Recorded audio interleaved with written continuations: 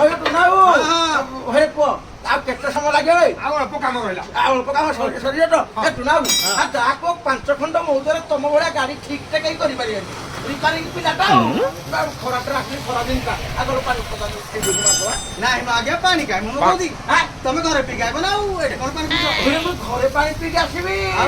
କିରେ ତୁ ଗୋଟେ ଏଡେ ବଡ ମାଲିକ ଶଳା ଲୋକ ଛାତ ଉପରେ ଖପରା ତଳେ ଡଙ୍ଗା ରଖିଛି ପଶୁ ପକ୍ଷୀ ପାଣି ଲୋକମାନେ ଇଆଡେ ଇଆଡେ ଖପରାରେ ପାଣି ରଖୁଛନ୍ତି ଚିନି ପାଣି ଟିକେ ଲୋକମାନେ ପିଇବେ